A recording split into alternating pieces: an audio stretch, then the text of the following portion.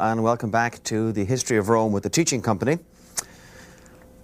Last time we reviewed the stories about the foundation of Rome, the traditions that the Romans themselves told about the foundation of their city, and we ended the lecture with the brief look ahead into the period that's known as the regal period, the period when kings ruled Rome, which is traditionally said to run from 753 BC to 509 BC.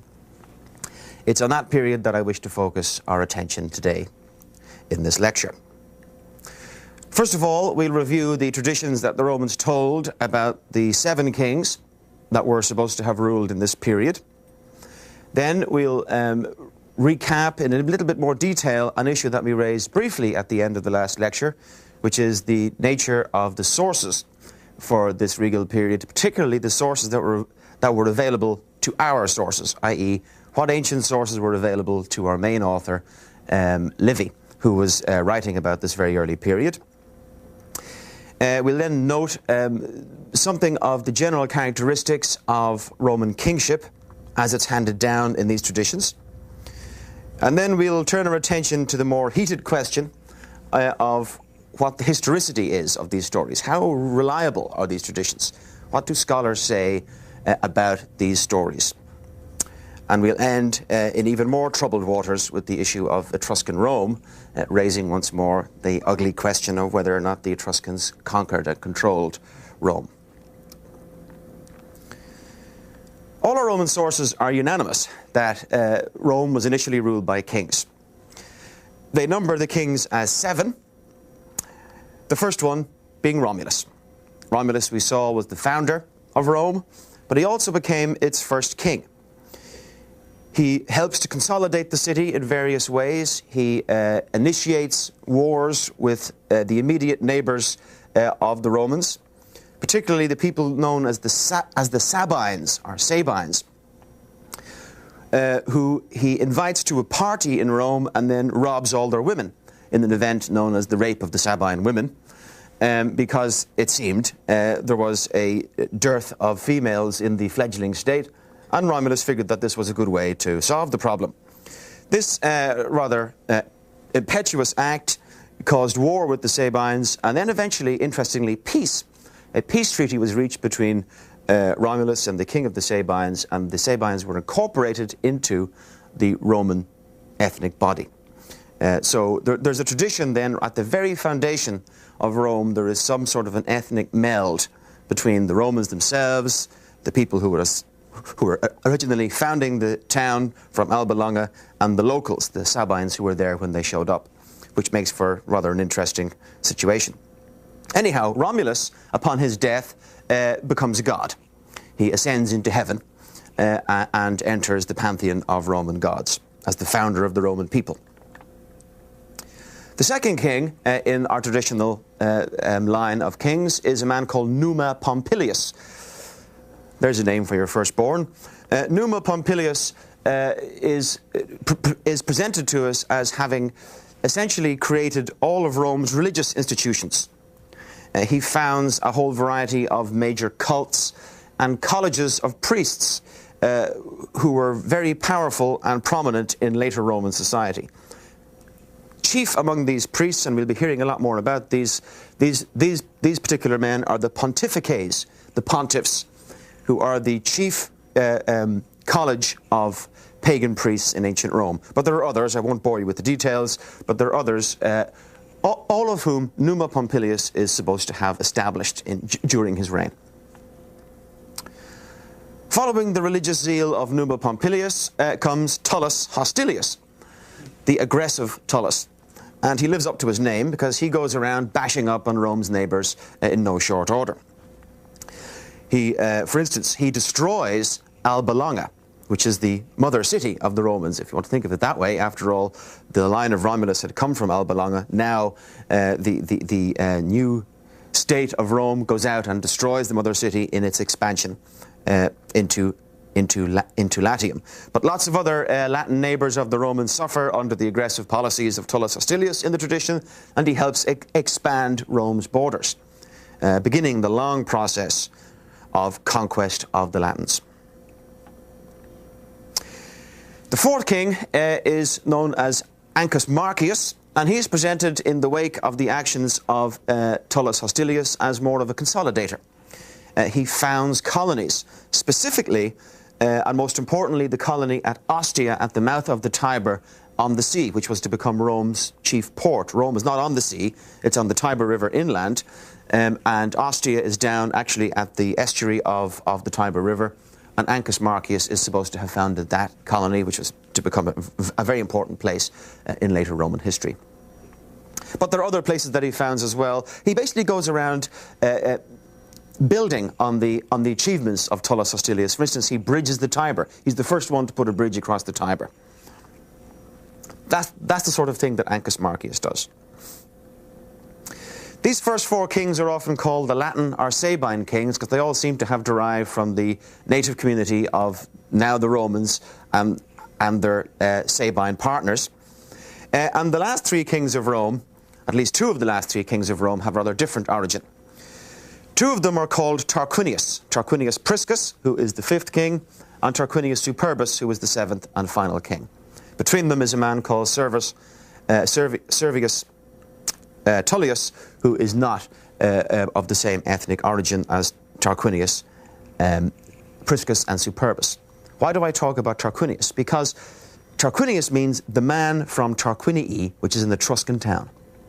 And the traditions about Tarquinius Priscus are that he was originally called Lucumo, a man from Tarquinii who moved to Rome and established himself and his family as a prominent force in Rome and eventually became king there. In other words, Tarquinius Priscus is an Etruscan.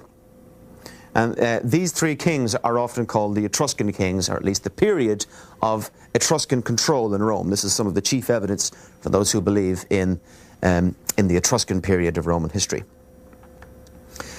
It must be said that the ancients themselves show considerable confusion over the traditions about Tarquinius Priscus and Tarquinius Superbus. Tarquinius Priscus just means the first Tarquin or the prior Tarquin, and Tarquinius Superbus means the arrogant Tarquin. More about him in a second. And they show quite a bit of confusion between the two. In some cases they seem to have, they seem to do much of the same sort of thing. Basically, what they seem to do is do a lot of building. They construct things. They start, for instance, Tarquinius Priscus starts building a massive temple to Jupiter on the Capitoline Hill, which will become the national temple of the national god of the Romans. So he's the one who starts this project, a big, big temple to the national god of the Romans. And he also initiates a variety of other building programs. We hear from Livy that the people grumbled at this because they were forced to labor in peacetime as hard as they had to labor in wartime. Anyhow, Tarquinius Priscus, whatever the shady details of his reign, basically is presented to us as a more sophisticated sort of king, a king involved more in the construction and consolidation of the city of Rome. He is followed by Servius Tullius, a man of obscure origins. His name would suggest that he had some slave backgrounds. The Latin word for slave is servus, servant. And there is a tradition that he was the son of a slave woman. But he became king following Tarquinius Priscus, and he is presented to us as a social and military reformer. Basically, out of the reign of Servius Tullius in the Roman tradition came all of Rome's social and military institutions. Like that. They're all invented in the space of about 40 years by one guy.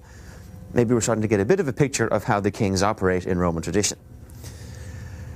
Servius Tullius dies a bad death in a coup d'etat and is replaced by Tarquinius Superbus, who is the son of Tarquinius Priscus, who has been waiting in the wings for many years and takes over the throne. And basically, as his name supplies, Tarquinius, Tarquin the arrogant, he behaves as a tyrant. He increases yet further the toil placed upon the Romans by building even bigger and more grandiose projects. He behaves in an arrogant fashion. He arbitrarily issues judgments against people. He executes senators who are in disagreement with him. Basically, he behaves as any tyrant in the ancient classical tradition behaves. He's in many ways a typical tyrant. And as a result of his behavior and the behavior of his son, as we'll see in the next lecture, the lecture after next, excuse me, he is ousted and thrown out of Rome, and as a result, the regal period comes to an end and is replaced with the Republic. But more of that later. So there are your 7 kings then. And it's worth asking, how do we know any of this, and how did the Romans know any of it? Well, as I say, our chief source is Livy, and he had available to him earlier writers that are not available to us. But I must stress, all of the earlier writers that he had available to him were far later than the regal period. There were no extant literary sources available to Livy that were contemporary with the regal period. That's an important point. What else did he use? Well, he would have used the established legends, the communal legends and stories of the Romans, what the Romans told about their regal past, about their monarchic past. General communal legends. There would have been some archival and epigraphic material as well.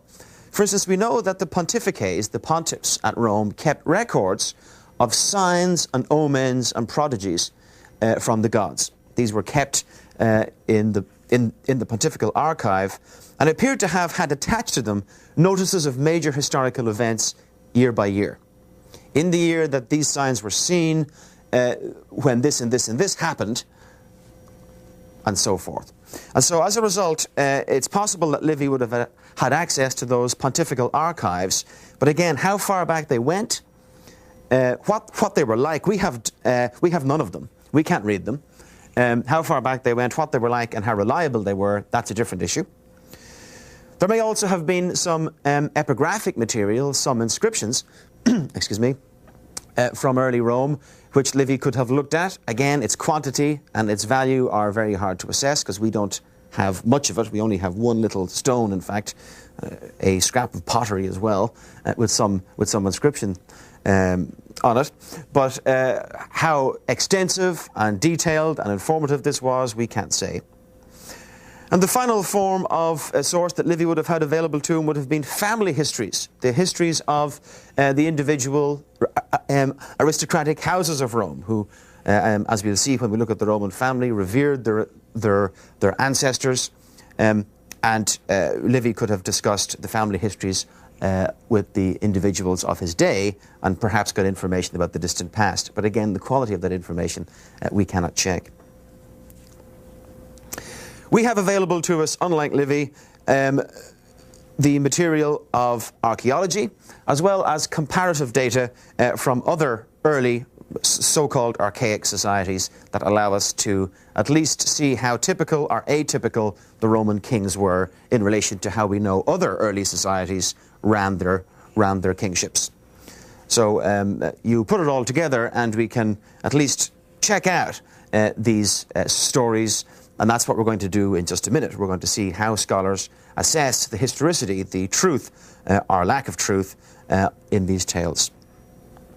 Before I do that, however, there are some general characteristics of Roman kingship that are clear from these traditions that we should note, for they're interesting, and we'll be seeing them again in the future. They will rear themselves in various shapes in the future of this course.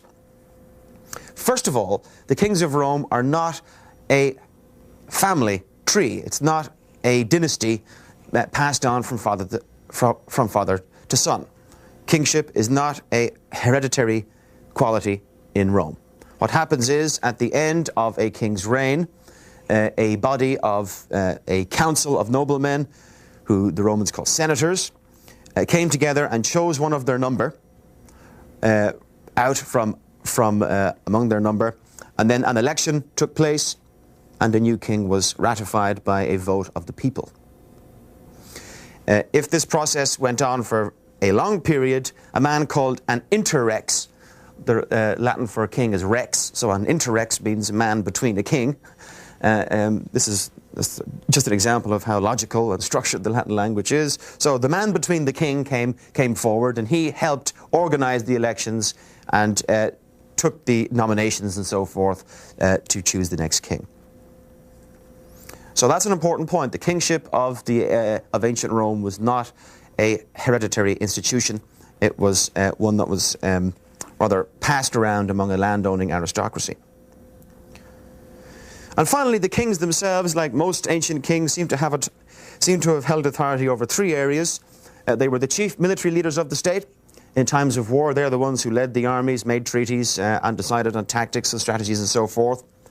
They were also the chief judicial body of the state. They're the ones who issued judgments. In the case of the likes of Tarquin, they were arbitrary and tyrannical judgments, but they are basically the font of law at this stage. And finally, they are the chief bridge between humans and gods.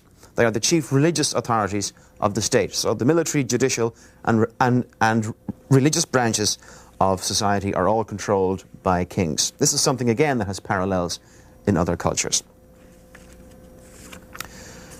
Well, how true are these tales? How reliable are any of these stories? Save for the most extreme skeptic, there are no mainstream scholars who doubt the overall veracity of the regal period. There are no scholars who doubt that the period of the kings actually took place. In the first place, the Roman authors are absolutely unanimous that they were originally ruled by kings. There's not a single dissenting voice that says, oh no, we were never ruled by kings, we started off as a republic. Everyone agreed that there was a period when Rome was ruled by kings. Secondly, our earliest Latin stone inscription, which is to be found in the Roman Forum and can be seen today, our earliest extant stone inscription in Latin, written in quasi-Greek letters, but written in the Latin language, which is called the Black Stone, dates to about the 6th century BC. It's fragmentary, we can't read it. I mean, it might as well be a recipe for scrambled eggs for all we know. But if it is a recipe for scrambled eggs, it's recipes for a king's scrambled eggs, because the word king, rex, appears in the inscription, which is, I think, very interesting. Secondly, an even more dramatic piece of evidence, epigraphic evidence, became unearthed when excavations took place in the area known as the Regia in the Roman Forum. The Regia means the king's house. This was traditionally the place where the king lived. Excavations took place there in this century, and they dug down and they found, to be sure, they found very early buildings going back as early as the 6th century BC. And in amongst the finds was a scrap of pottery. And the pottery is called bucro. It's a type of Etruscan pottery. And written on that pottery is one word: rex, king. So extremely dramatic evidence found inside the king's house, written on an Etruscan piece of pottery in the 6th century BC is the word king. And as I say, comparative data with other sources would seem to suggest that this model of kingship, as it's come down to us in the traditions from ancient Rome, it isn't something in and of itself that we would question. From the Greeks and the Etruscans, we do see early contemporary societies at this time ruled by kings who then move away from kingship into a form of oligarchy, just as the Roman state was to do at the end of the regal period. So then, broadly speaking, most scholars would be agreed when you put all this evidence together, and it's not unproblematic evidence, a lot of it can be questioned. Some people argue, for instance, that the rex of the inscriptions that I've just mentioned is not the king, but a man called a rex sacrorum, the king of sacred rites, who we know existed in the post-regal period, in the Republic. So all of it can be open to question, but you put it all together, and most scholars would be agreed that there was a monarchic regal period of Roman history. It's the details that are problematic. Were there 7 kings? Well, the fact that the number of kings of Rome is 7 is itself worrisome. 7 is one of those magical, special numbers in the Mediterranean culture. 7 and 3, these are 2 numbers that have a special significance. 7 kings, it seems too neat. The regal period, by tradition, stretches from 753 to 509 BC. If we count inclusively, that's 245 years. 7 kings ruling over 245 years gives an average of 35 years per king. That is a longer average per reign than any historically documented dynasty anywhere.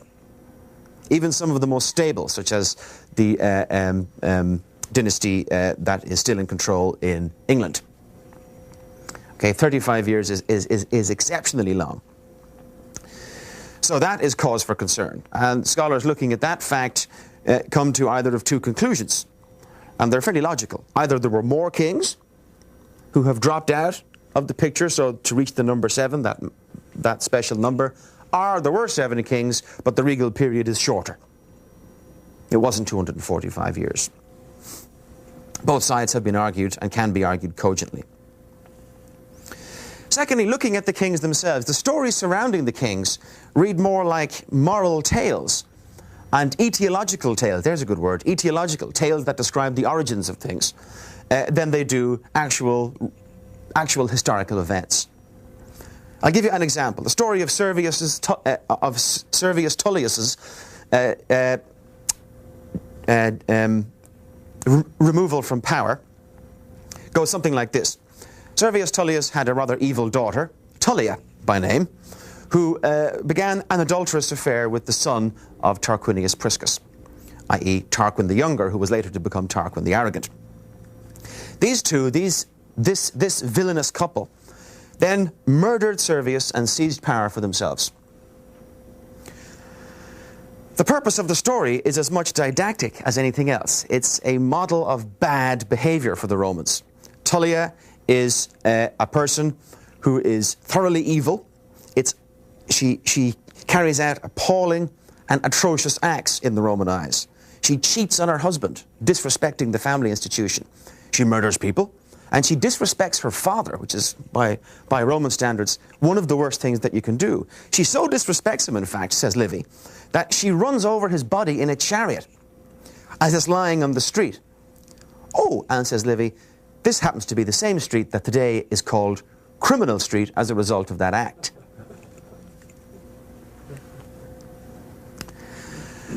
So what we seem to have then in the stories about the kings are really moral tales, nice stories that offer up examples of honourable and dishonourable behaviour, and as well help explain the origins of things.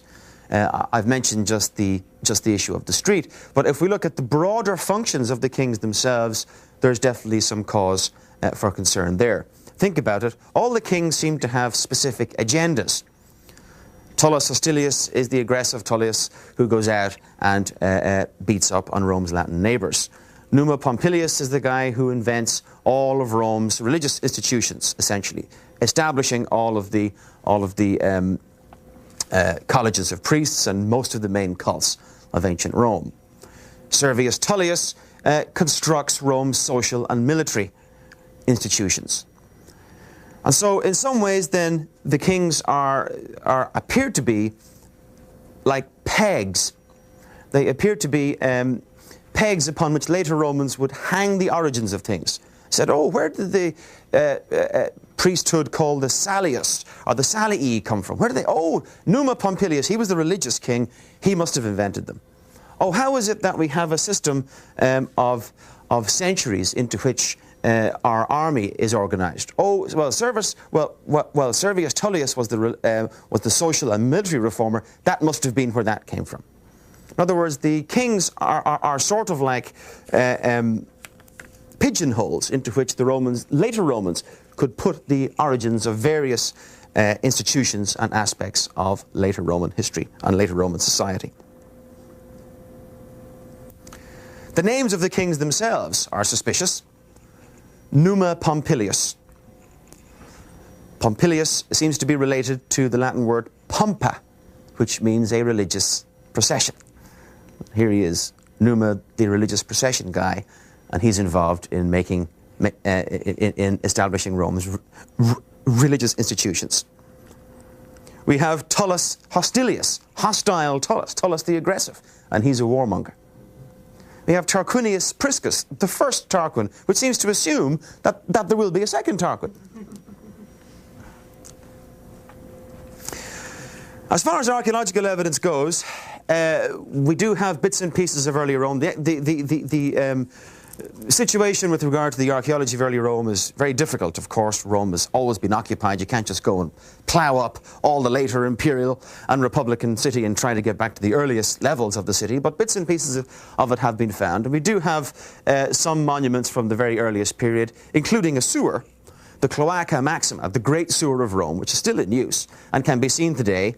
I'm showing you a photograph of it that I took recently on the River Tiber. You can actually go down and take an even closer photograph of it.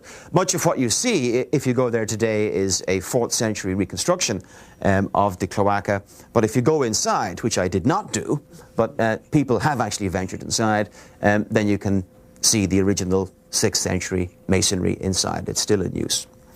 So there are signs then that Rome in this early period, around 600 BC or thereabouts, 600 say to 500 BC, is undergoing quite a lot of urban development, and this would be consistent with a monarchic type rule, especially an Etruscan monarchic type rule, which raises the question about the Etruscans. Naturally, those people who see an Etruscan period of Roman history are the same ones who believe in a wider Etruscan dominance in central Italy at this time. According to this view, the Tarquinian dynasty, the 2 Tarquins, represent the takeover of Rome by Etruscans. In other words, really the foreign occupation of the city by the Etruscans. We do find Etruscan pottery, as I've said, in Rome. We also find Etruscan-style statuary in some of the earliest levels of Rome, made out of clay and very much in the Etruscan style. And, of course, the Romans had a tradition themselves that the Tarquins came from Etruria. So, according to this model, then, clear evidence of the Etruscan period of Roman history. Well, as I've mentioned, the wider Etruscan control of central Italy has been called into question, and if that's called into question, then the Etruscan period of Rome, likewise, must be called into question. What's the nature of the control of the Tarquins over Rome? Well, the tradition is clear that Tarquinius Priscus, formerly called Lucumo, came from the town of Tarquinii, but came with his wife. He didn't come with an army. He came with his wife, moved into the community of Rome, and made himself a man of importance through his wealth and charm and aggressive canvassing for his own position, and eventually became king through the process of election. This seems to be more in line with what we know generally about archaic societies in which aristocratic people can move between communities with relative degrees of freedom. The connections between aristocrats in these early societies, the personal connections between them, seems to have been more important than their individual citizenship. And so, excuse me, on the model of the looser Etruscan control of Rome, what we have is evidence in the archaeology for Etruscan cultural influence in the city, absolutely, and evidence as well that an Etruscan family became dominant at some stage and was remembered as having become dominant, perhaps, but that we're not talking about the occupation of Rome by a foreign power. We're not talking about the Etruscans conquering the city of Rome, but rather an Etruscan family rising to prominence from the community of Rome, having come in from outside. Again, whether that view is going to be very widely accepted is still to be seen. So much then for the regal period and the stories of the kings. Much of what I've told you is hotly debated. I've tried to outline at least the main thrusts of the scholarly debates that are ongoing about this subject.